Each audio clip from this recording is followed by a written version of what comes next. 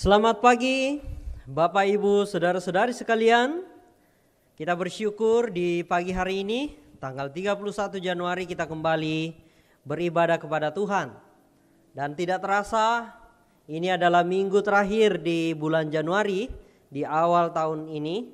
Dan kita bersyukur untuk pemeliharaan Tuhan bagi kita semua.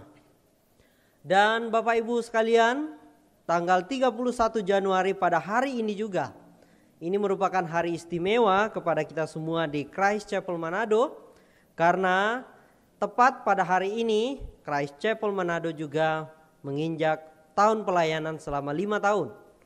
Sejak tahun 2016 dan sampai sekarang kita bersyukur pemeliharaan Tuhan bagi kita semua.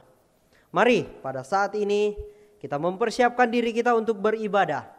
Saya mengajak kita semua untuk mengambil waktu teduh sambil kita berdoa, mohon pimpinan Tuhan. Kami para singers akan menaikkan pujian God Will Make a Way.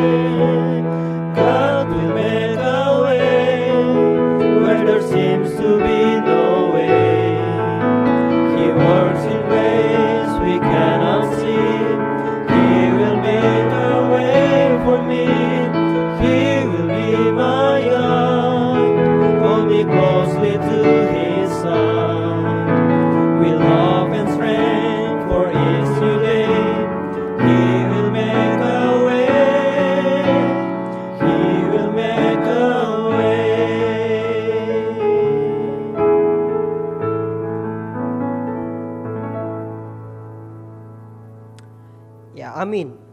Biarlah Tuhan saja yang memimpin perjalanan kita bersama sepanjang tahun-tahun berikutnya. Bapak Ibu, mari kita memperhatikan beberapa pengumuman pelayanan kita sepanjang minggu ini. Minggu depan tanggal 7 Februari kita akan dilayani oleh Bapak Philip Manurung, akan melanjutkan eksposisi kita dari 2 Tesalonika pasal 1 ayat 1 sampai 4. Demikian juga untuk hari ini, ibadah sekolah minggu dapat diakses dari grup Christ Chapel Manado. Kiranya kita bisa menuntun dan menolong anak-anak kita juga untuk mengikuti ibadah. Bapak Ibu saudara-saudari sekalian, itulah pengumuman kita hari ini. Mari saya undang kita semua bangkit berdiri. Kita menyapa satu dengan yang lain, Bapak Ibu saudara-saudari yang ada di rumah kita maupun Bapak Ibu yang ada di tempat ibadah secara langsung. Mari kita menyampaikan selamat beribadah kepada satu dengan yang lain. Baik, sambil berdiri kita bersama-sama membacakan panggilan ibadah. Kali ini terambil dari kitab 2 Samuel pasal 22 ayat 50 sampai 51. Sebab itu aku mau menyanyikan syukur bagimu ya Tuhan di antara bangsa-bangsa. Dan aku mau menyanyikan mazmur bagi namamu. Ia mengaruniakan keselamatan yang besar kepada raja yang diangkatnya dan menunjukkan kasih setia kepada orang yang diurapinya, kepada Daud dan anak cucunya untuk selama-lamanya. Mari bersama-sama kita menaikkan pujian kita, pujian penyembahan kita, terambil dari PKJM nomor 7, bersyukurlah pada Tuhan.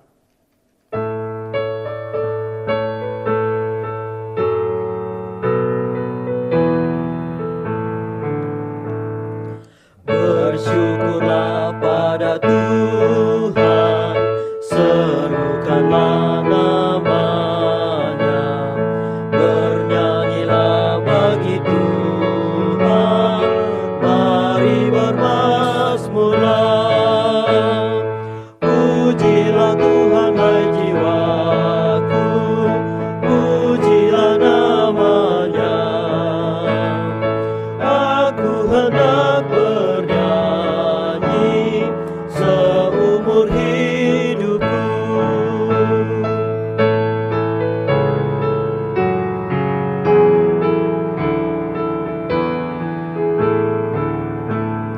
Hatiku siap ya Tuhan, bernyanyi dan bermazmur, karena Engkau maha baik, setia dan benar. Pujilah Tuhan hai jiwaku, pujilah namanya. Aku hendak bermazmur seumur hidupku.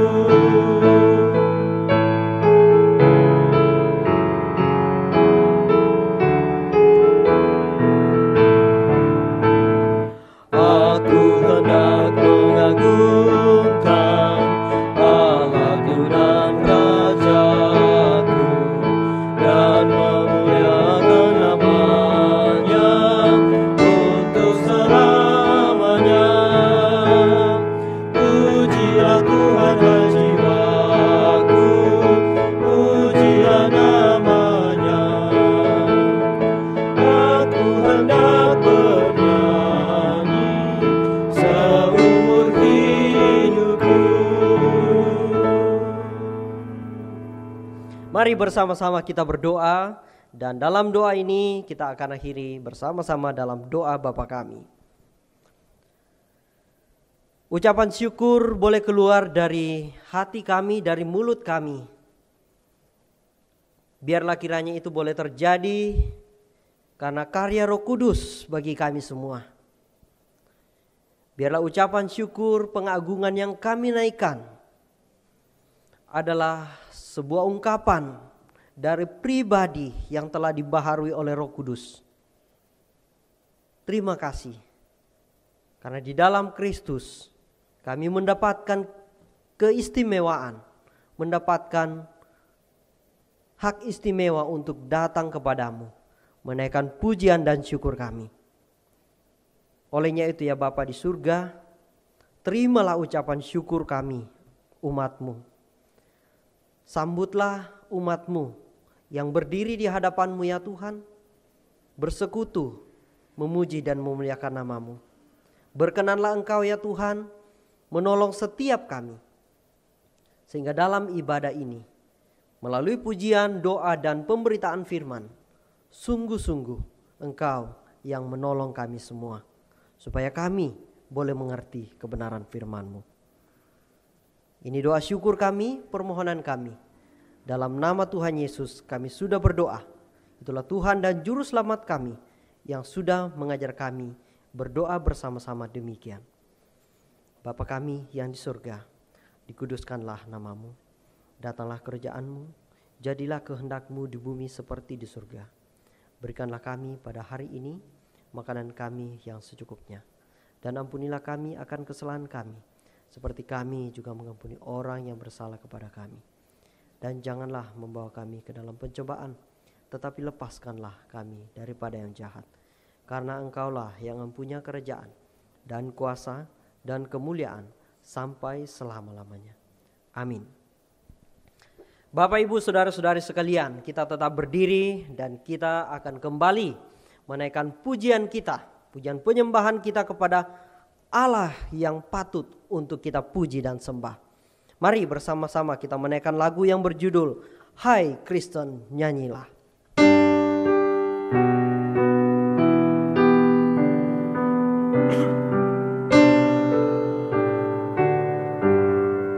Hai Kristen nyanyilah, haleluya, amin.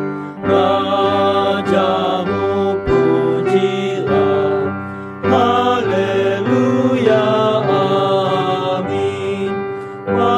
Padukan suaramu di depan Tuhanmu, nyanyikanlah merdu, haleluya, amin. Hatimu angkatlah, Hatimu angkatlah, haleluya, amin. Mari bersoraklah, haleluya, amin. Tuhan sahabatmu tinggal bersamamu, kasih-Nya pun teguh, haleluya, amin. Sanjung mukalismu, haleluya, amin. Walau bah menyerbu, haleluya, amin. Di sorga yang bakal kita menyembahnya, bernyanyi selamanya, haleluya, amin. biarlah dengan sepenuh hati kita menaikkan pujian kita kepada Allah yang mulia, yang patut kita tinggikan dan muliakan. Selanjutnya kita akan melanjutkan pujian kita bersama. Kali ini kita akan menyanyikan lagu yang berjudul Terpujilah Allah, hikmat-Nya besar, begitu kasih-Nya tuk dunia cemar. Allah yang begitu mengasihi kita, manusia yang berdosa ini. Mari kita menaikkan pujian kita, memuji Dia.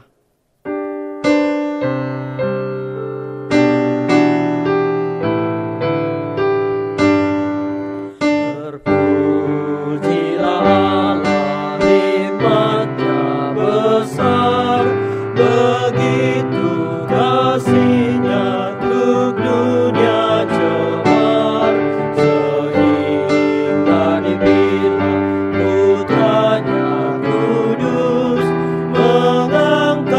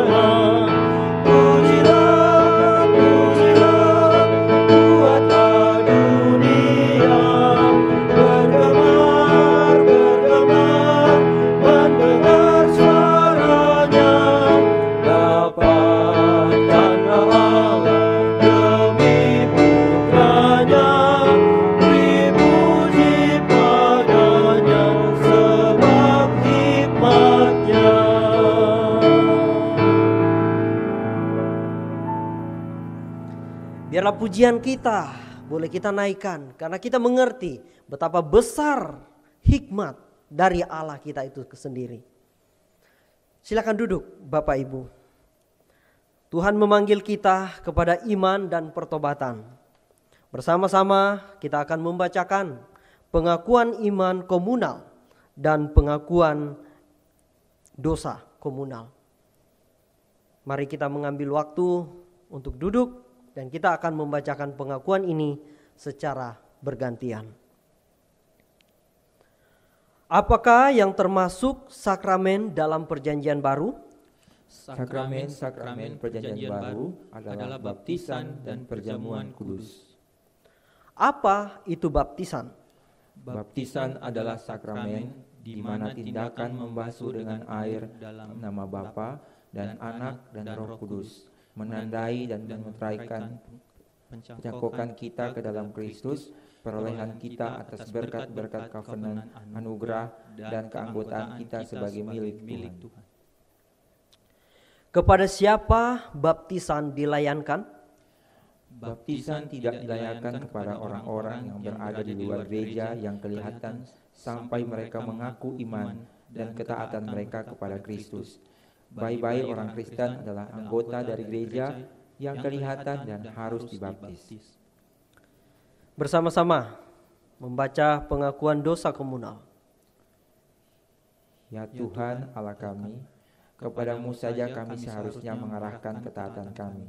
Namun seringkali kami melalaikan kewajiban menuruti ketaatanmu. Sebagai orang tua kami mungkin telah menahan balita-balita kami dari air baptisan. Kami menetapkan standar yang melampaui usia mereka sebagai syarat dan mengabaikan kenyataan bahwa mereka juga adalah warga gereja. Kami bersalah karena kami kurang wawasan kami. Ya Tuhan Allah kami mengaku bukanlah nasihat manusia yang dapat mengubahkan hati, melainkan Engkau sendiri. Kiranya Engkau memulihkan wawasan umat-Mu dalam perkara baptisan ini. Demi nama Yesus. Amin. Selanjutnya, kita diberikan kesempatan untuk berdoa secara pribadi, mengaku dosa kita di hadapan Tuhan.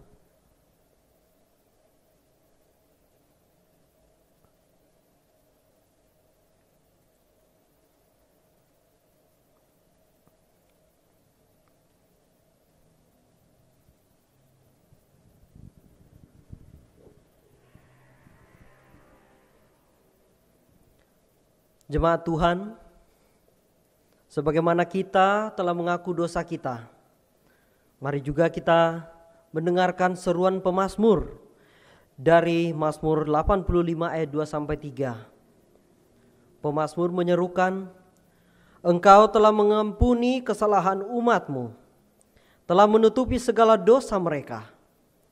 Engkau telah menyurutkan segala gemas-Mu, telah meredakan murka-Mu yang menyala-nyala.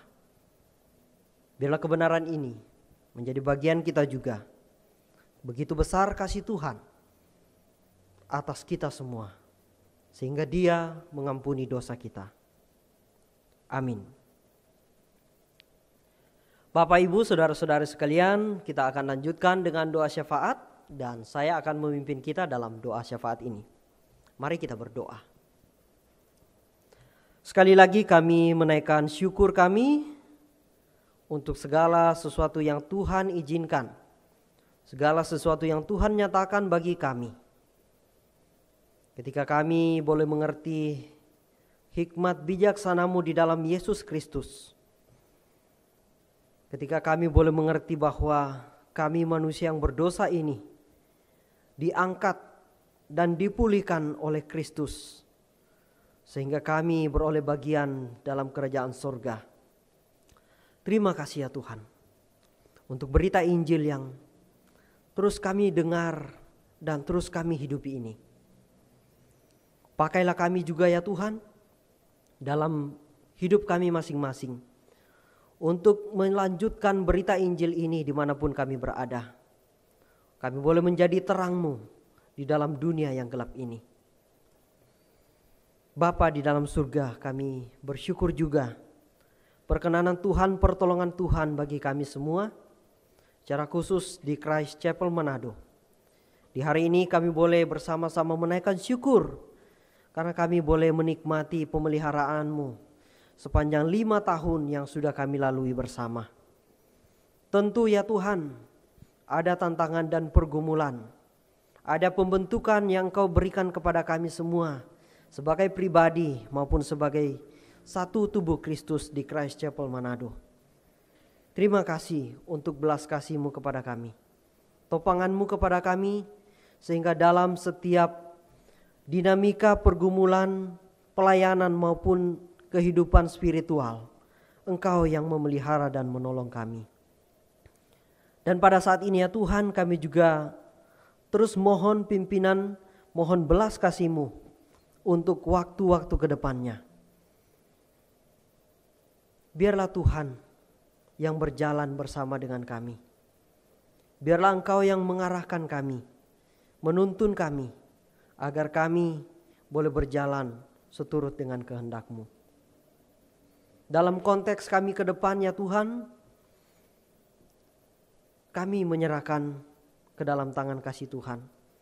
Misalnya dalam pandemi yang makin berkepanjangan ini, mohon belas kasih Tuhan, supaya kami umat-Mu di Christ Chapel Manado bukan tidak sekedar bertahan dalam menghadapi pandemi ini, tetapi kami juga boleh memberi diri kami.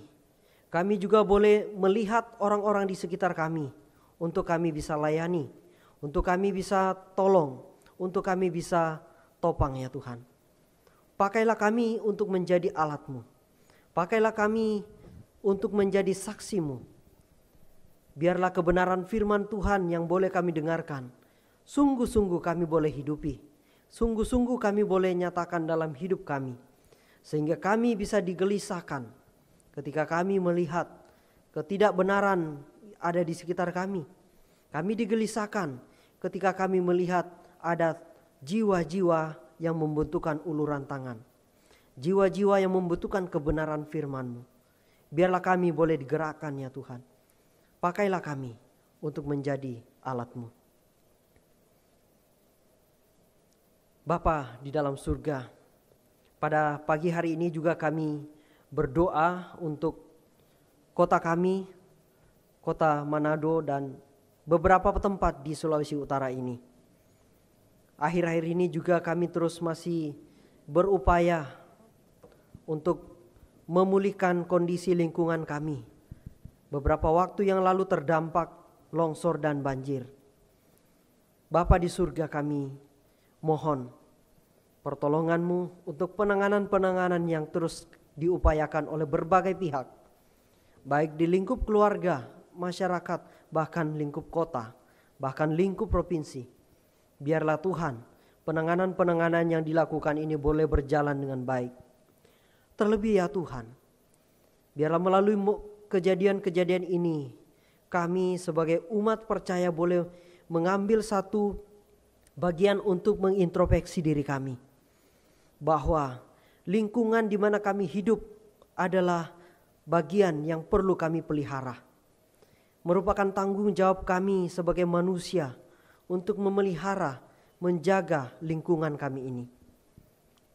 Biarlah itu ya Tuhan boleh menjadi kesadaran yang sungguh-sungguh boleh kami mengerti. Dan kami boleh pelihara lingkungan kami dimanapun kami berada ini ya Tuhan. Kami mohon momen ini tidak berlalu begitu saja, tetapi biarlah ya Tuhan. Ini benar-benar satu momen untuk kami boleh mengintrospeksi diri kami. Menjaga, mengevaluasi bagaimana kami memelihara kebersihan. Bagaimana kami menata lingkungan, menata segala sesuatu yang ada di sekitar kami. Dan biarlah ke depannya ya Tuhan, kami boleh menjadi manusia-manusia yang bertanggung jawab. Tidak hanya berorientasi pada keinginan kami saja, tetapi sungguh kami boleh menata lingkungan, alam ciptaan Tuhan yang Engkau karuniakan kepada kami ini. Bapa di dalam surga, pada saat ini juga kami berdoa untuk pemerintah kami, dari pusat hingga ke daerah. Dalam dinamika yang sedang terjadi, kami mohon campur tangan Tuhan, biarlah senantiasa mereka tetap ada pemeliharaanmu. Mereka tetap memiliki hikmat bijaksana untuk menjalankan setiap kebijakan-kebijakan demi kesejahteraan masyarakat. Berbelas kasihlah ya Tuhan kepada pemerintah kami dalam kapasitas mereka masing-masing. Kami juga berdoa untuk keluarga-keluarga Kristen, biarlah senantiasa kebenaran firman-Mu sungguh-sungguh boleh diberitakan dari keluarga masing-masing. Berkatilah setiap orang tua yang menjadi alat Tuhan untuk membimbing dan mendidik anak-anak yang Kau karuniakan. Pimpinlah ya Tuhan. Demikian juga para anak-anak, dari yang dewasa sampai anak-anak. Biarlah dalam perjalanan hidup mereka, sungguh Engkau saja yang boleh berperkara. Sehingga mereka boleh menjadi generasi-generasi yang menghormati Tuhan. Generasi-generasi yang mengasihi Tuhan dalam hidup mereka. Inilah doa syafaat kami, syukur kami, permohonan kami. Dalam nama Tuhan Yesus kami berdoa. Amin.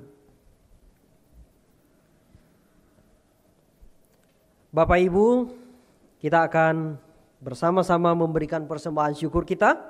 Mari kita mempersiapkannya seperti yang telah kita lakukan sebelum-sebelumnya. Kita bisa mengirimkannya kepada alamat rekening yang tertera dalam layar kita masing-masing, maupun juga bisa memberikan dalam bentuk tunai setelah ibadah kita selesai ini, khususnya bagi Bapak Ibu yang berada di ibadah tatap muka.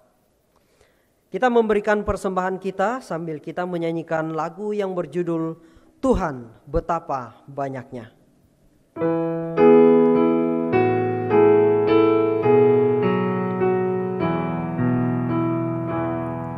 Tuhan betapa banyaknya berkat yang Kau beri, teristimewa rahmat-Mu dan hidup abadi. Terima kasih ya Tuhanku atas keselamatanmu padaku, telah Kau beri hidup bahagia abadi.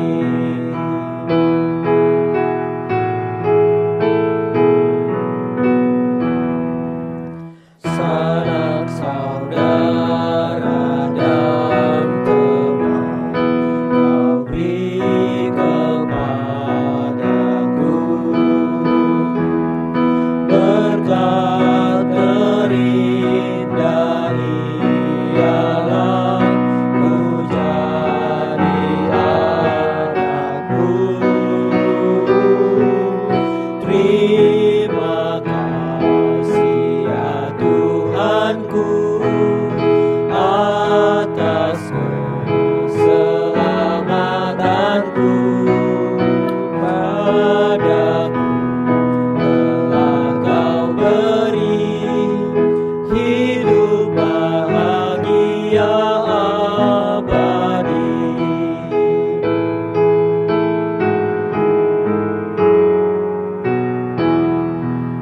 Setiap hari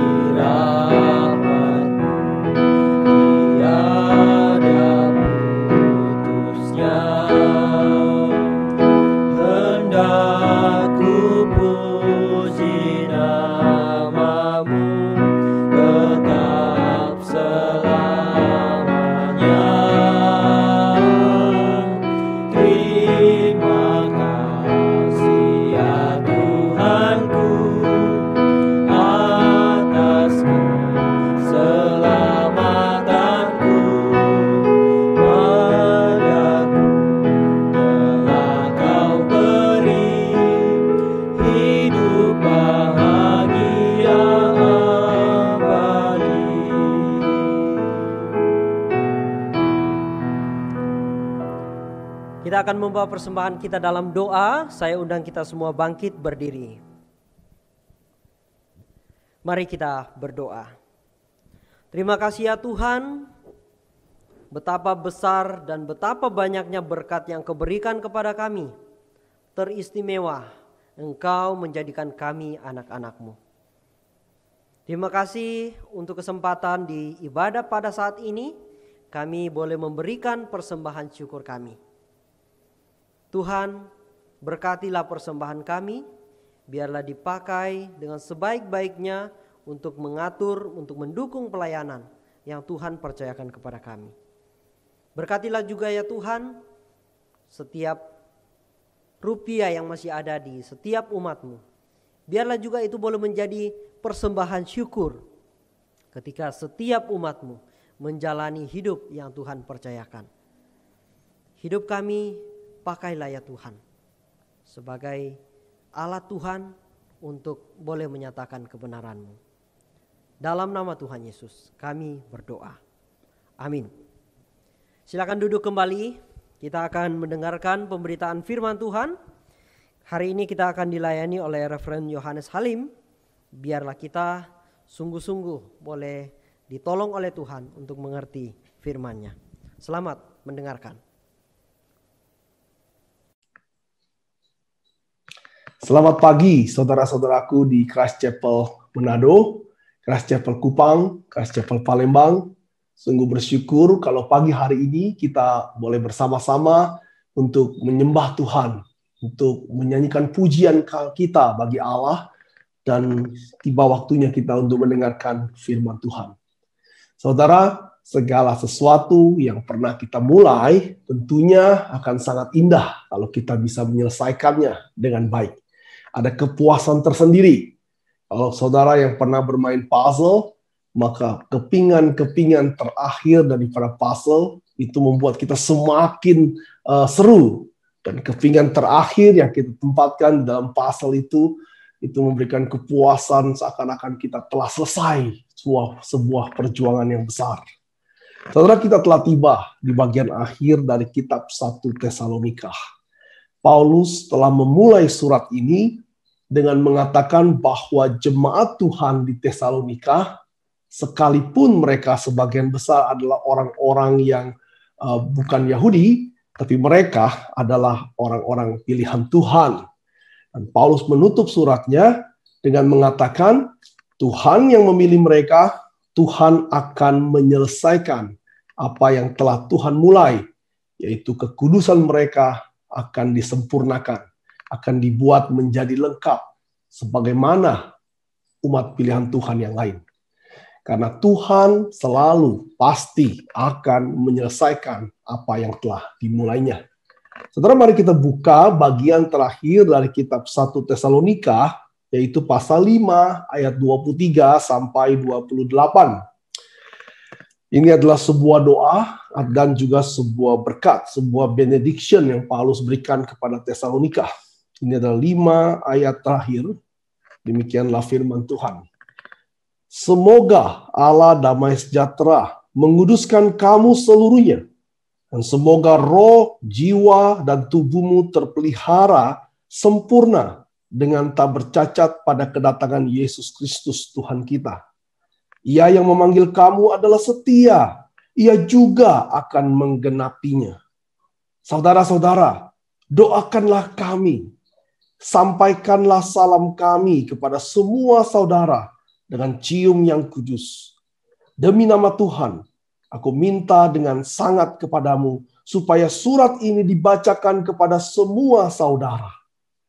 Kasih karunia Yesus Kristus Tuhan kita menyertai kamu semua.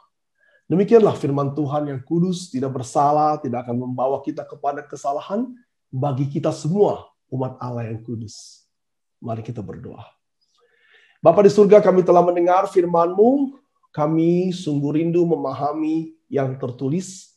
Kami sungguh rindu apa yang kami pelajari dari kitab suci ini boleh mentransform hati kami. Karena itu tidak mungkin kami mempelajari firman Tuhan hanya dengan kekuatan pikiran kami. Kami membutuhkan pertolongan Allah Roh Kudus yang menginspirasikan penulis juga boleh mencerahkan hati dan pikiran kami, sehingga kami mampu bukan cuma untuk memahami yang tertulis, tapi kami juga mampu untuk memberikan diri kami, merendahkan diri kami di hadapan Allah Roh Kudus yang akan mentransform hidup kami melalui kebenaran firman Tuhan. Dan kiranya pada hari ini Tuhan, setiap orang yang mendengar firman Tuhan ini boleh duduk dengan tenang dan menghadap kepada Allah Tritunggal. Dan mengarahkan hati pikiran kami kepada Allah. Sehingga kami semua boleh mendapatkan berkat dari Tuhan. Terima kasih Bapa, tolonglah hamba-Mu yang berbicara dan seluruh saudara-saudari yang mendengar dimanapun mereka berada. Agar roh yang sama menyatukan hati kami. Di dalam nama Tuhan Yesus kami berdoa. Amin. Saudara, ada seorang pria dan wanita yang berjalan di tepi pantai. Dan tampaknya sang pria baru saja selesai mempropose atau melamar sang perempuan ini untuk menjadi istrinya. Mereka berdua tampak begitu bahagia dan mereka memandang kepada air laut yang indah dan gelombang yang besar. Dan hanya mereka berdua tampaknya di pantai itu. Lalu sang pria melihat sang wanita sedang memandang ke laut yang jauh dengan wajah yang bercampur antara senang dan cemas. Sehingga ini menimbulkan tanda tanya bagi sang pria. Lalu sang pria bertanya, apa yang sedang kau pikirkan?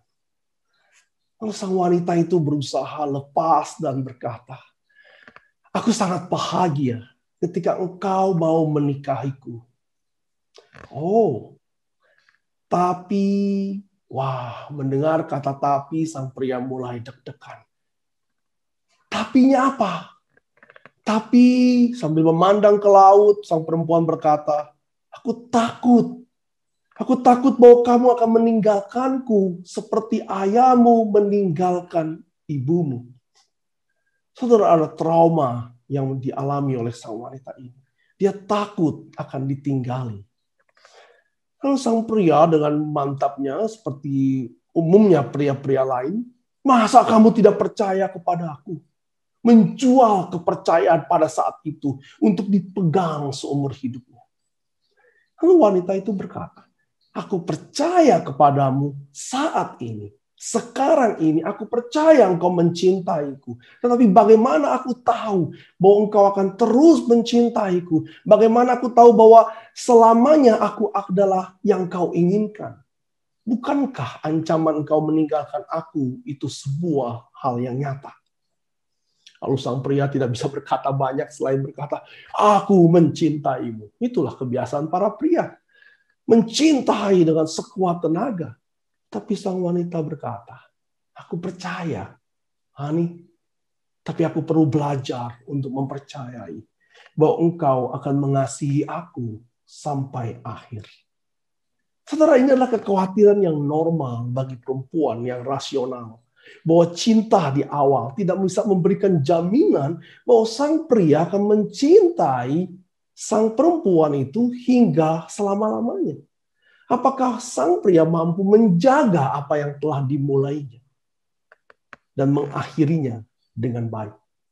Saudara, berbeda dengan manusia. Tuhan pasti menyelesaikan apa yang telah dimulainya. Saudara, pada kenyataannya justru tidak pernah Tuhan meninggalkan manusia. Pada kenyataannya firman Tuhan, seluruh sejarah, bahkan kehidupan kita menunjukkan kita yang meninggalkan Tuhan. Kita yang tidak setia kepada relasi yang ada. Dan Tuhan berkata, sekalipun itu terjadi, apa yang telah aku mulai, pasti akan aku selesaikan. Tuhan pasti menyelesaikannya. Bahkan dikatakan, aku akan memulihkan semua hubungan yang rusak. Aku akan menyempurnakan segala sesuatu yang telah aku mulai. Dan di dalam satu proses, ketika kita dipulihkan hubungannya dengan Tuhan, maka Tuhan menyatakan satu proses yang menjadikan sebuah jaminan bagi kita bahwa Tuhan akan menyelesaikan apa yang telah dimulainya. Yaitu kita kenal dengan istilah di dalam teologi, pengudusan atau sanctifications. Kita yang dipanggil Tuhan pasti dibenarkan. Dan kita yang dibenarkan pasti dikuduskan sampai akhir. Dan kita pasti disempurnakan, dimuliakan. Saudara, di dalam Alkitab ada dua proses penting di dalam sejarah keselamatan kita. Yaitu yang pertama, istilah teologinya justification. Yaitu suatu tindakan Allah satu kali yang membuat kita menjadi benar atau dianggap benar, dinyatakan benar oleh karena pertobatan dan iman percaya kita kepada Injil Yesus Kristus. Dan yang kedua adalah proses pengudusan atau sanctification, yaitu tindakan Allah yang terus-menerus menolong kita untuk semakin hari semakin bertumbuh, semakin serupa dengan anaknya Yesus Kristus. Dan proses ini adalah proses juga yang menuntut tanggung jawab kita. Maka saudara perhatikan, di dalam penutup surat ini, Paulus mendoakan jemaat Timotius dan berkata, semoga Allah damai sejahtera menguduskan kamu seluruhnya, sempurna, komplit. Ini bukan seluruh orang, tetapi seluruh umat Tuhan secara komplit, saudara. Di tengah-tengah pergulatan mereka sebagai orang Kristen bukan Yahudi, di tengah-tengah negara kota yang isinya adalah orang-orang kafir yang tidak menyembah Tuhan, maka mereka butuh sesuatu kekuatan, suatu jaminan apa yang akan membuat mereka tetap bertahan di dalam hidup menyembah Tuhan yang hidup dan yang benar. Maka saudara, ini adalah kerinduan Paulus bahwa mereka bukan cuma bertobat dan percaya kepada Yesus Kristus, tetapi mereka bertumbuh di dalam segala aspek kehidupan mereka. Saudara, kalau saudara perhatikan di 1 Timotius 3, ayat 11 sampai 13, Paulus mengatakan demikian. Kiranya Dia, Allah dan Bapa kita, dan Yesus Tuhan kita, membukakan kami jalan kepadamu. Dan kiranya Tuhan menjadikan kamu bertambah-tambah dan berkelimpahan dalam kasih seorang terhadap yang lain dan terhadap semua orang. Sama seperti kami juga mengasihi kamu. Kiranya Dia menguatkan hatimu supaya tak bercacat dan kudus di hadapan Allah dan Bapa kita pada waktu kedatangan Yesus Tuhan kita dengan semua orang kudusnya. Ini ayat yang paralel dengan ayat yang barusan kita baca. Bahwa Tuhan akan menguatkan hati mereka. Tuhan akan membuat mereka tak bercacat dan kudus di hadapan Allah dan Bapa pada waktu kedatangan Yesus Kristus. Dan kita akan semua bersama-sama berkumpul dengan orang kudusnya. Saudara, ini suatu jaminan bahwa apa yang Allah telah mulai ketika Dia memilih, membenarkan, maka Dia menguduskan, dan Dia menjamin bahwa pada akhirnya kita tidak bercacat di hadapan Tuhan. Dan kita akan berkumpul dengan seluruh orang kudus dari sejak awal hingga akhir nanti. Wow, bukankah ini sebuah jaminan yang menguatkan hati kita, saudara? Saudara, mungkin kita bertanya, mengapa perlu terjadi proses sanctification? Mengapa tidak cukup sekali justification, kita dibenarkan untuk selamanya? Setelah Paulus selalu menggunakan atau seringkali menggunakan hubungan antara Yesus dengan jemaatnya bagaikan suami dengan istrinya. Yesus adalah sang suami dan kita jemaat adalah mempelai perempuan daripada Kristus. Maka justification itu ibarat pernikahan, saudara. Hanya satu kali. Yaitu ketika kita suami menikahi istrinya satu kali, tetapi setelah itu hidup pernikahan harus dimulai. Setelah pernikahan bukan cuma pada acara wedding day. Banyak orang mempersiapkan pernikahan hanya untuk pesta, untuk memuaskan banyak orang, keluarga, teman. Tetapi hidup pernikahan pada hari pernikahan itu baru dimulai. Demikian juga dengan kita. Ketika kita bertobat, ketika kita percaya Yesus Tuhan, maka itu baru dimulai hidup kita sebagai orang kudus. Maka proses pengudusan itu seperti menjalani hidup pernikahan itu sendiri. Itulah ilustrasi yang Paulus gunakan. Maka di dalam sanctification, di dalam pengudusan, Tuhan terus bekerja menolong kita supaya kita semakin lama semakin layak di hadapan Tuhan. Dan Allah melakukannya ini bukan cuma sekedar bicara, tapi Dia menyatakannya dalam sebuah perjanjian. bahwa aku akan menjadi Allahmu, engkau akan menjadi umatku, dan aku akan menyelesaikannya. Dan Allah berjanji dengan sumpah bahwa dia akan membuat kita cemerlang. Dalam Efesus 5, Paulus katakan, kita akan dibuatnya menjadi cemerlang, tanpa kerut, dan tak bercacat di hadapan Allah. Inilah yang Paulus ulangi dalam kitab ini, bahwa kita akan dibuatnya menjadi tidak bercacat di hadapan Tuhan. Maka sanctification adalah tindakan Allah memelihara, membersihkan, dan memberikan kehidupan kita yang sebagaimana harusnya orang kudus hidupi. Dan siapa yang mengerjakan ini? Dan Paulus mengatakan Allah damai sejahtera. Saudara, dalam bahasa Inggris, God of peace himself. Nah, bahasa Indonesia tidak ada kata himself-nya, saudara. Ini mau menunjukkan apa? Bahwa proses itu akan dikerjakan oleh Allah sendiri. Tidak ada orang lain yang bisa mengerjakannya kalau Allah tidak bergerak.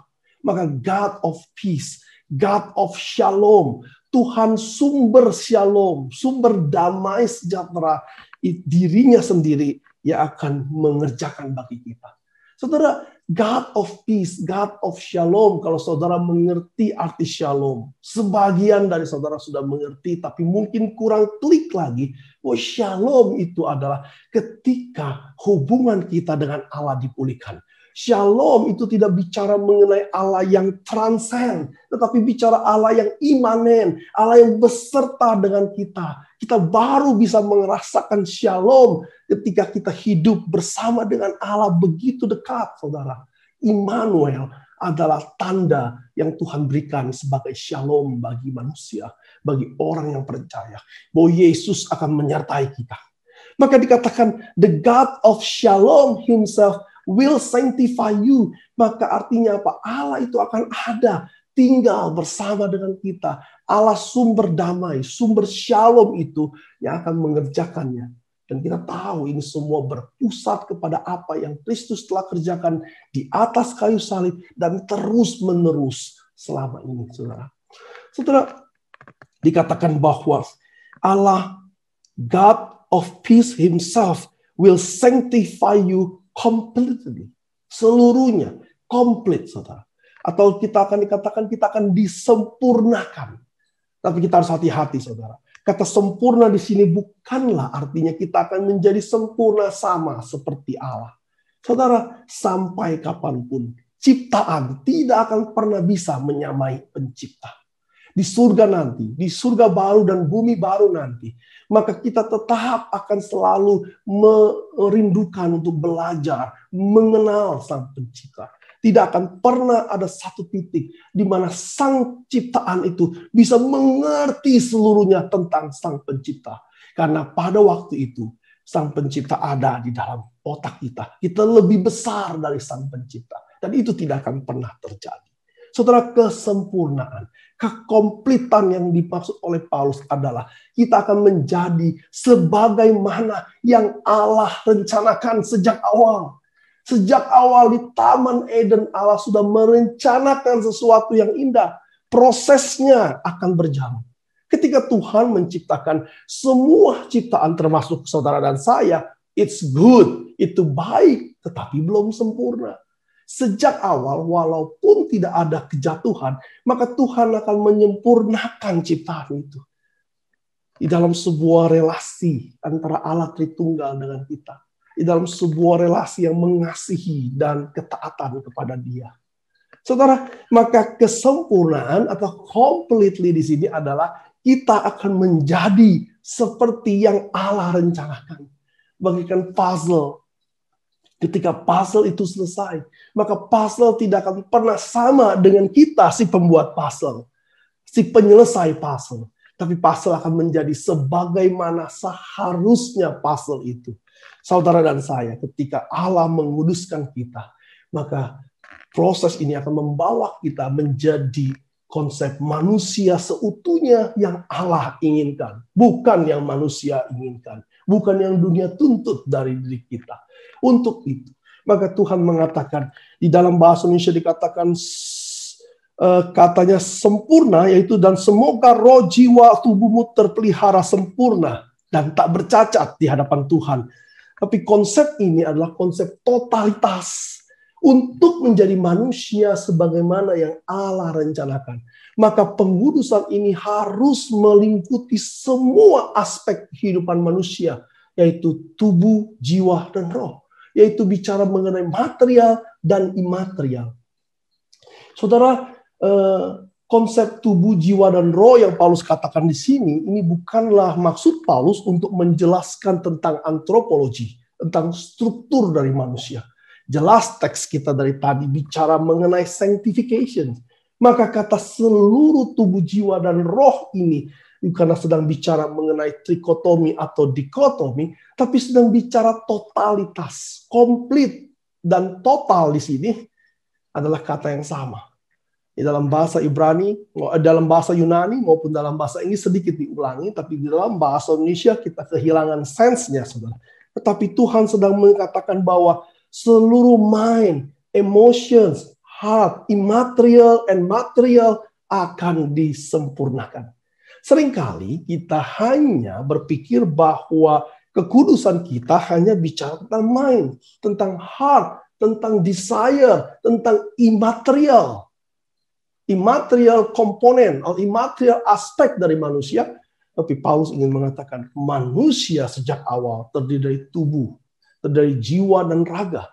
Maka Paulus ingin mengatakan bahwa kesempurnaan, kekudusan, sanctification ini juga meliputi tubuh, badan ini. Walaupun tubuh kita, di pasal 4 Paulus mengatakan, kita harus melewati kematian. Tubuh ini harus melewati kehancuran. Oleh karena dosa yang diperbuat di Taman Eden. Tetapi tubuh yang hancur itu juga akan dikuduskan ketika Tuhan membangkitkan kita dan memberikan kita tubuh kemuliaan. Dan semua ini terjadi ketika kedatangan Yesus. Maka dikatakan bahwa tak bercacat pada kedatangan Yesus Kristus Tuhan kita. Kita masih di ayat 23. Saudara ingat di ayat pasal 4, Paulus juga mengatakan mengenai kedatangan Yesus. Maka tubuh yang terbaring akan dibangkitkan. Jiwa bersama dengan Tuhan. Tubuh akan dibangkitkan. Maka pada waktu itu tubuh kita mengalami proses sanctification completely. Disempurnakan sebagaimana Allah inginkan. Karena dari awal manusia adalah jiwa dan raga. Dan itu kita nantikan pada kedatangan Yesus yang kedua kali. Tapi saudara mungkin bertanya, apa mungkin itu terjadi? Mungkin saudara mulai menjadi seperti sang wanita di tepi pantai. Tubuh saya semakin lama semakin rusak, semakin tua, semakin hancur. Gembala di gereja saya yang lama berkata, tubuh ini adalah tubuh rongsokan, barang rongsokan, makin lama makin rusak. Bagaimana saya bisa memiliki keyakinan bahwa tubuh ini akan dikuduskan? Dan sementara itu, saya hidup terus melanggar firman Tuhan. Saya terus hidup tidak kudus sebagaimana yang Allah inginkan. Bagaimana saya bisa mendapatkan itu? Bukankah kita juga mengalami hal yang sama? Kekhawatiran. Tapi Paulus dikatakan di dalam ayat 24. Saudara-saudara, engkau mungkin tidak setia. Engkau mungkin ragu. Tapi Tuhan bukanlah manusia. Ia yang memanggil kamu, dalam ayat 24, adalah setia. Ia juga akan menggenapinya. He who calls you is faithful. He will surely do it. Maka Paulus ingin meyakinkan bahwa Tuhan adalah Tuhan yang tetap menyertai kita. Di sini ada sedikit konsep Immanuel Principle. Bahwa ketika Yesus sebagai Immanuel menyertai kita, dia tidak mungkin tidak menggenapi janjinya. Dia Tuhan, dia pencipta. Dia bukan manusia, pria yang di tepi pantai, yang mungkin mencintai hari ini dan meninggalkan di lainnya waktu. Tetapi Tuhan mengatakan, you are under my protection. Kamu ada dalam perlindungan aku, di dalam tangan aku. Saudara, sebuah lagu dan juga sebuah blessing yang terkenal dari Irlandia, yaitu Irish Blessing. Maka dalam Irish Blessing selalu doanya adalah, may God hold you in the palm of his hands. Wah, saudara cari lagu itu lagu yang indah sekali. Dan terutama dinyanyikan yang cukup baik dinyanyikan oleh The Priest dari gereja Anglikan di England. Bahwa Tuhan memegang kita dalam tangannya. Tidak mungkin Tuhan gagal. Saudara, oleh karena itu, apa yang perlu kita pelajari di sini, saudara? Maka kita harus menghargai bahwa sanctification adalah tindakan Allah atau pekerjaan Allah. Itu adalah sebuah hadiah.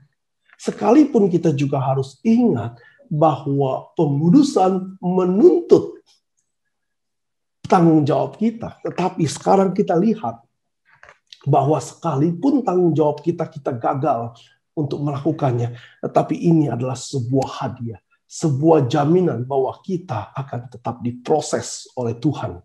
Tuhan yang memanggil, Tuhan yang menguduskan, Tuhan akan yang menyelesaikan. Oleh karena itu, karena titik akhirnya kita akan menjadi blameless, kudus di hadapan Tuhan, maka kita harus membuat kekudusan menjadi ekspektasi dari setiap orang percaya. Kekudusan harus menjadi goal dalam hidup kita. Saudara boleh gagal, tetapi kalau saudara taruh kekudusan itu menjadi goal hidup saudara, menjadi telos saudara, tujuan saudara, maka saudara akan ingat itu, saudara akan kejar itu lagi. Allah mengerjakan, kita merespon dengan tanggung jawab kita.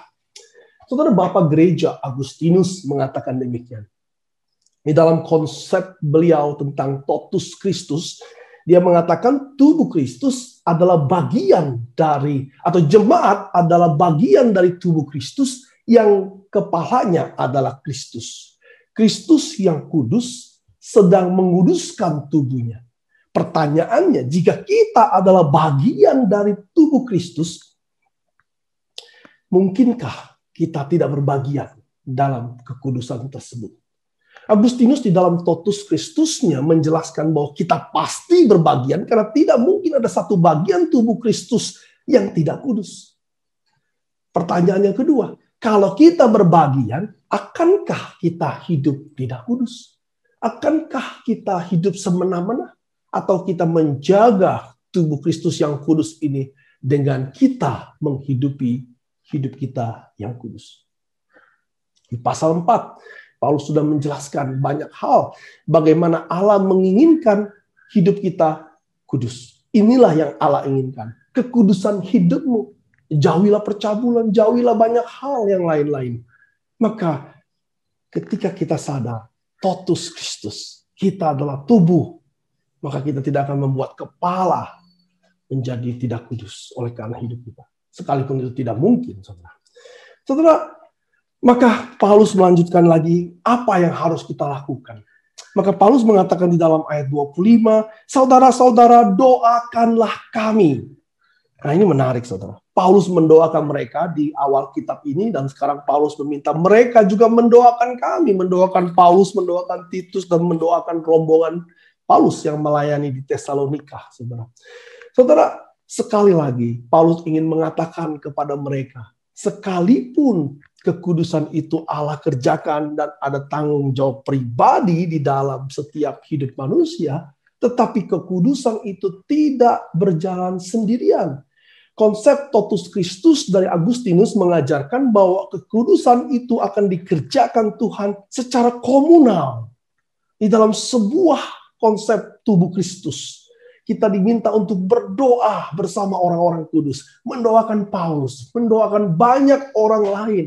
Karena konsep ini mau mengatakan bahwa tidak ada kekudusan yang Tuhan kerjakan secara individual, tetapi secara komunal di dalam sebuah komunitas. Karena itu saudara, penting dan menyadari bahwa kita harus bertumbuh di dalam sebuah komunitas gereja lokal. Kalau saudara ada di dalam Christ Chapel, maka teruslah berkomunitas.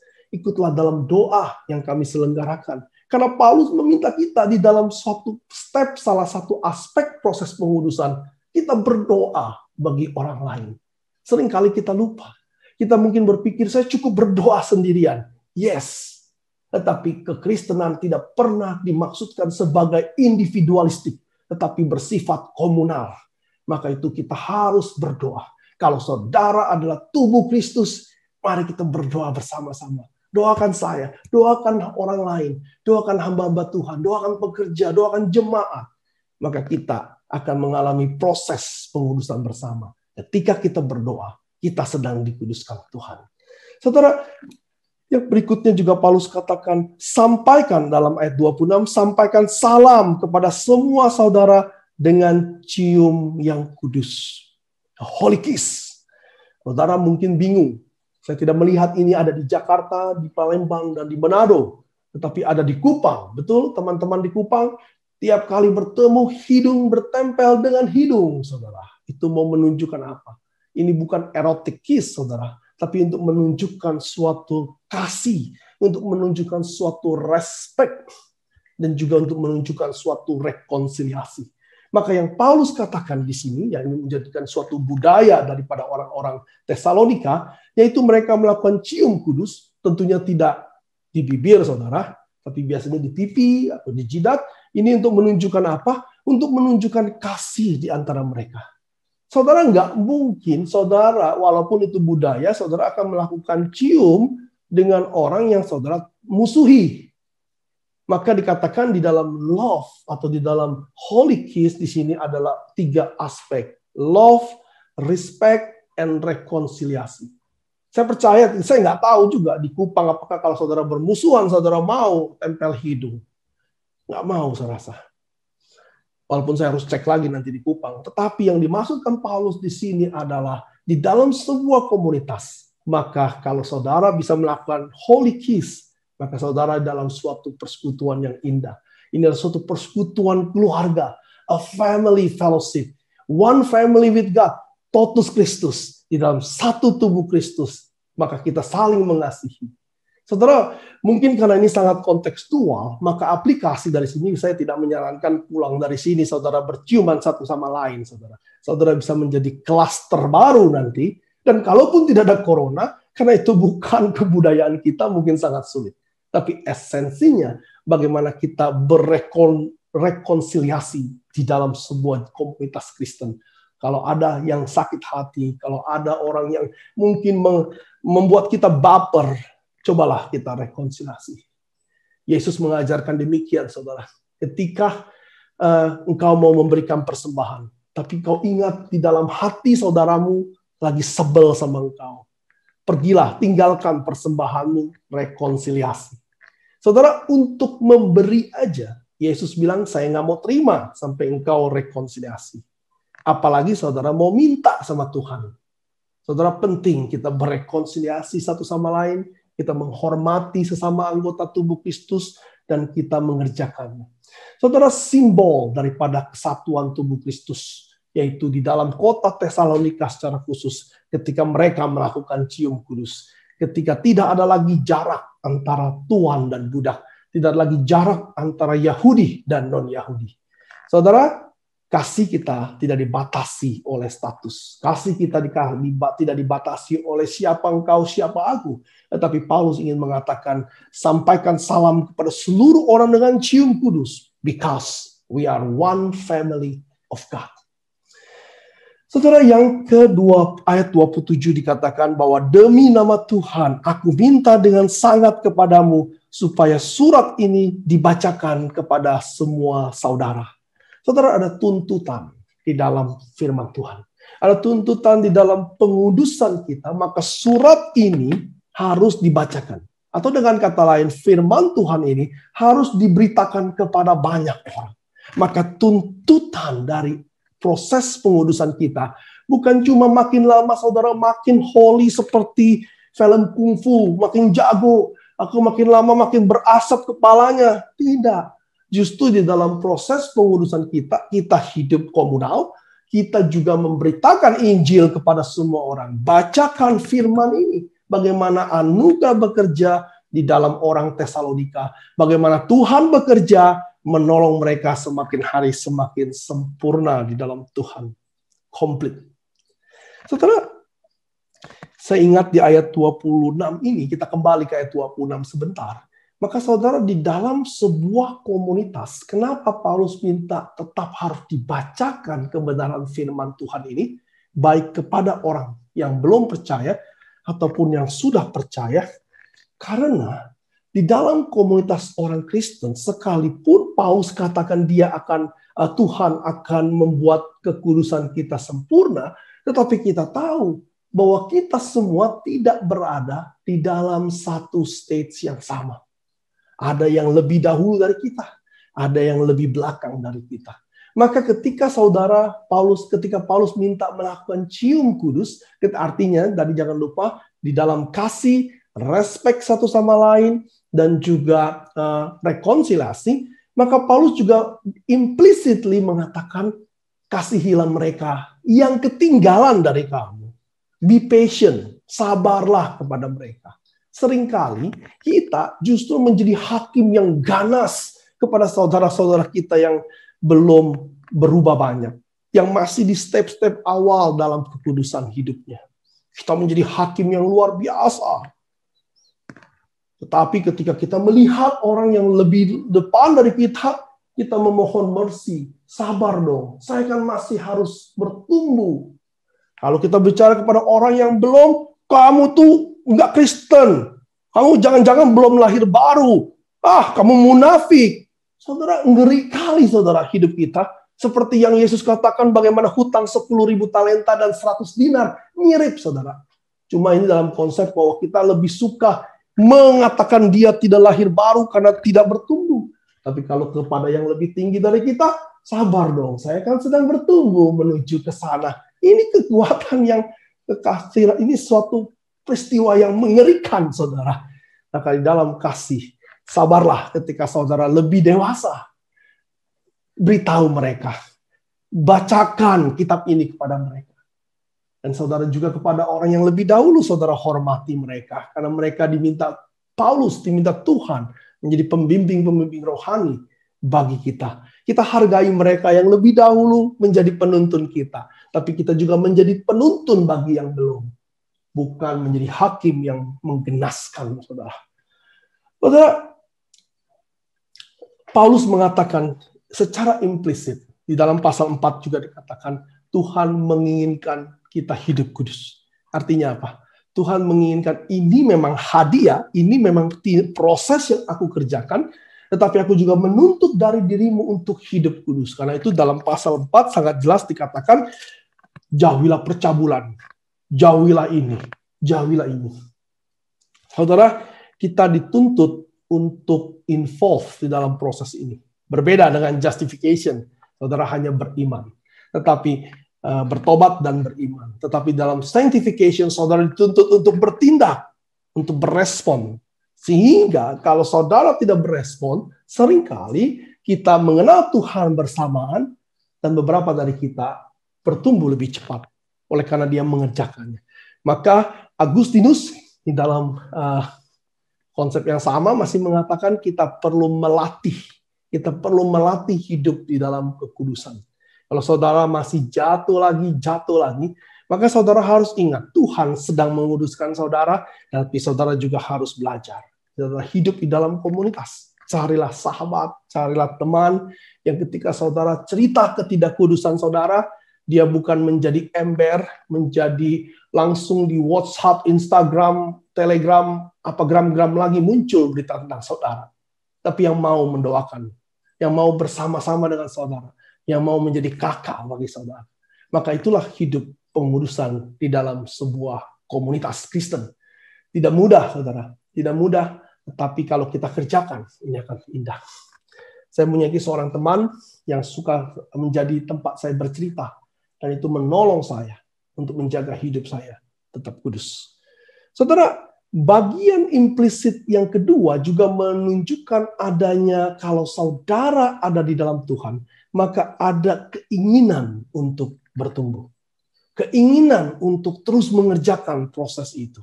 Saudara tidak akan membenci proses pengudusan ini. Kalau kita di dalam Tuhan, dan dikatakan kita pasti dimuliakan, kita pasti disempurnakan melalui proses pengudusan ini. Maka jika kita dalam Tuhan, kita mestinya menikmati ini. Ada kerinduan untuk terus bertumbuh. Jadi saudara yang terus jatuh bangun di dalam kehidupan saudara sebagai seorang Kristen, ingatlah bahwa saudara sedang diproses. Dan setialah melakukan proses ini. Karena kesetiaan tidak pernah mendustai kita. Kesetiaan akan menunjukkan hasil. Lebih lagi bukan karena kita usaha kita. Karena Tuhan sendiri juga bekerja melalui hidup kita. Orang tua, seringkali ketika kita mendidik anak-anak kita lelah. Kok sudah kita didik, hasilnya nggak sesuai dengan harapan. Tetapi tetaplah setia. Bahwa Tuhan tidak pernah ingkar janji. Bukan cuma merpati yang tidak pernah ingkar janji. Tuhan tidak pernah ingkar janji. Dia setia, dia akan menolong, menggenapi kita. Kesetiaan kita mendidik anak-anak kita di dalam Tuhan akan membuahkan hasil. Guru, Anda lelah, Anda capek mengerjakan ini semua. Tapi setialah. Ketika saudara setia mengajar anak-anak yang dipercayakan kepada saudara, itu adalah proses pengudusan saudara. Dan apa yang saudara kerjakan tidak hanya berimpact pada hidup saudara, tapi juga berimpact kepada anak-anak yang saudara ajar. Dan sekali lagi, kesetiaan tidak akan mendustai kita. Nurse, dokter, dan semua profesi lain, kerjakan panggilan kita sebagaimana bagian daripada proses pengudusan kita menjadi hidup kudus sesuai dengan panggilan kita. Saudara, kita mungkin berada di jalan yang berbeda. Ada yang dipanggil menjadi guru, ada yang dipanggil menjadi nurse, ada yang dipanggil menjadi macam-macam. Setiap orang memiliki jalan yang berbeda. Tetapi, dan jalan itu mungkin tidak sama. Ada jalan yang mulus, ada yang batunya banyak, ada yang batunya sedikit. Tetapi kalau engkau di dalam Kristus, semua jalan pasti ada batu, ada lubang. Ada yang sudah melewati banyak lubang, ada yang baru di dalam lubang. Tetapi sekalipun jalan kita berbeda, maka Paulus mengatakan ayat 28, kasih karunia Yesus Kristus Tuhan kita menyertai kamu. Saudara, di jalan yang berbeda, tetapi Tuhan yang sama. Pergumulan saudara berbeda dengan saya. Pergumulan saya berbeda dengan orang lain. Tetapi Tuhan yang sama melihat, menyertai. Immanuel yang bersama. Immanuel yang sama menyertai kita semua ketika melewati jalan-jalan yang berbeda. Kita diselamatkan karena anugerah, tetapi kita tidak ditinggal oleh anugerah. Paulus mengatakan anugerah itu menyertai kita. Anugerah itu akan memimpin kita sampai akhir. Kenapa? Karena dia setia. Karena dia pasti melakukannya. Saudara yang berada di jalan yang sangat sulit hari ini, ingatlah, Immanuel tidak pernah meninggalkan saudara. Saudara mungkin berbeda jalannya. Saudara tidak perlu lihat jalan orang lain, fokus pada jalan saudara, berdoa, bersandar, dan tetaplah hidup kudus. Karena the Immanuel, the same Immanuel is with us. Saudara, seorang wanita mungkin bertumbuh dalam mencintai suaminya bukan pada saat the wedding day. Tetapi dengan berjalannya waktu, ketika sang suami menunjukkan bahwa dia mencintai dan istrinya adalah miliknya, dan dia adalah milik istrinya, maka istrinya akan menyadari bagaimana suaminya mencintai dia. Mungkin istri saya juga merasakan itu, saudara.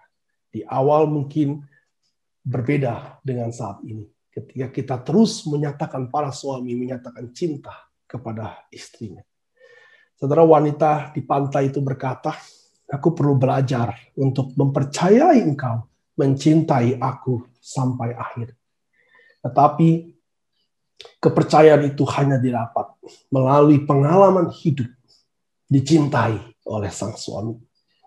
Pernikahan adalah tanda daripada kasih Kristus kepada umatnya.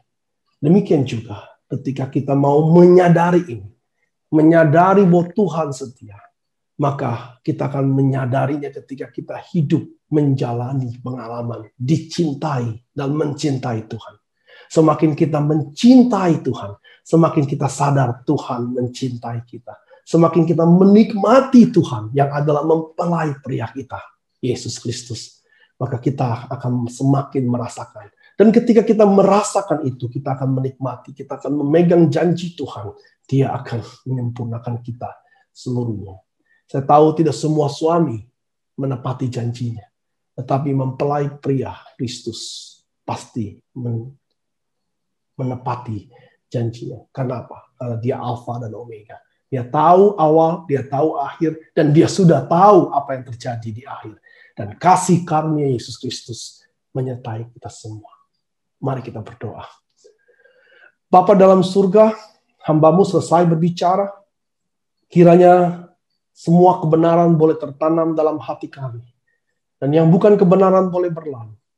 Hamba-Mu berdoa untuk setiap jemaat di Christ Chapel Manado, Christ Chapel Palembang, Christ Chapel Kupang, boleh menyadari bagaimana Tuhan mengasihi mereka. Dan menyadari semakin mereka menikmati kasih Tuhan, semakin mereka melihat kasih Tuhan yang luar biasa. Dan semakin mereka mengasihi Tuhan. Saudara, terima kasih Tuhan atas berkat-Mu, dan kiranya Tuhan menolong kami. Di dalam nama Tuhan Yesus kami berdoa. Amin. Puji Tuhan untuk pemberitaan yang kita ikuti bersama. Mari bersama-sama kita menaikkan pujian respon kita. Saya undang kita semua bangkit berdiri. Kita akan menyanyikan lagu yang berjudul Yet Not I, But Through Christ in Me.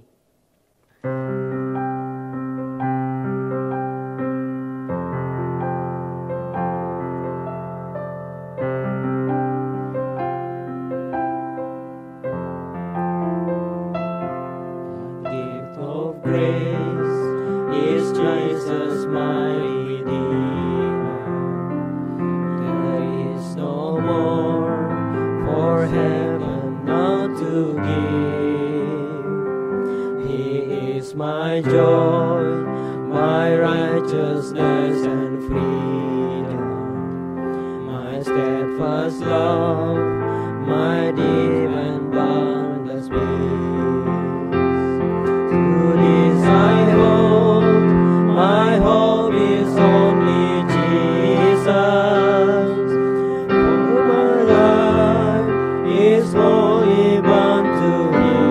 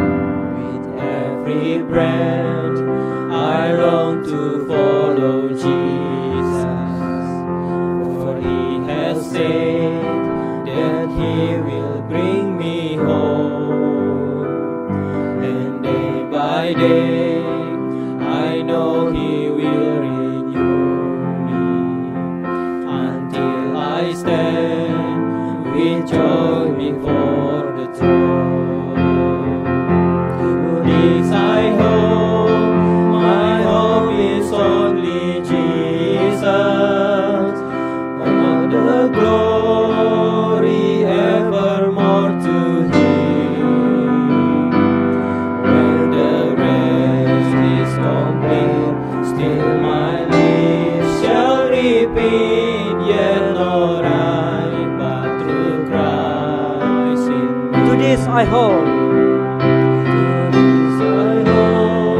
My hope is only Jesus.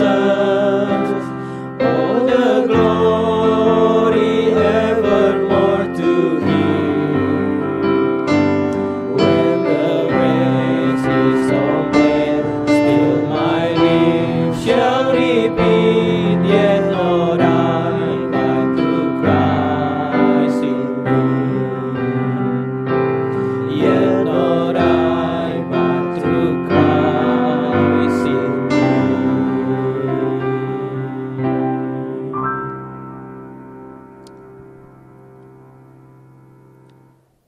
Dengan tetap berdiri, kita akan bersama-sama menaikkan dan mengembalikan segala kemuliaan, hormat, dan pujian kepada Allah Tritunggal. Doksologi.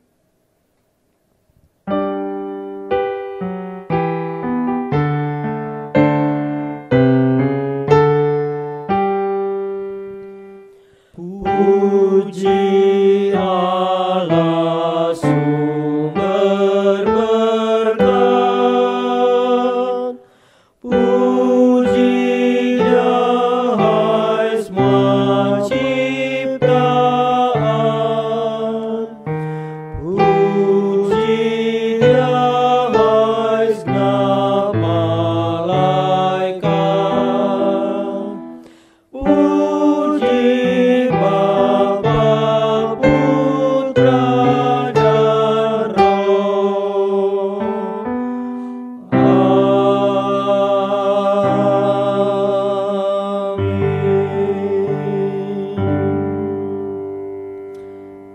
Penutup dan berkat akan dibawakan oleh Pak Yohanes Halim. Saudara-saudara, ulanglah dan terimalah berkat dari Tuhan yang disampaikan oleh Rasul Paulus dalam 1 Tesalonika 5 ayat 28. Kasih karunia dari Yesus Kristus Tuhan kita menyertai kamu dari sekarang sampai selama-lamanya. Amin.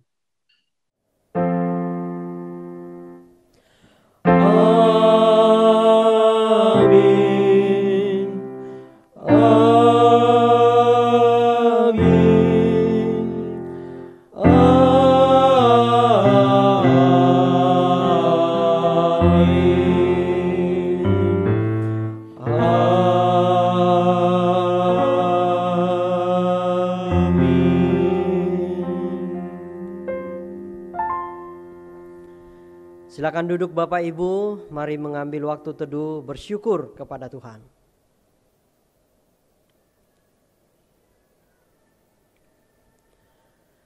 Demikianlah ibadah kita pada hari ini, puji Tuhan, dan biarlah sekali lagi kita boleh menjadi alat Tuhan dalam sepanjang kehidupan kita semua. Selamat hari Minggu, Tuhan Yesus memberkati.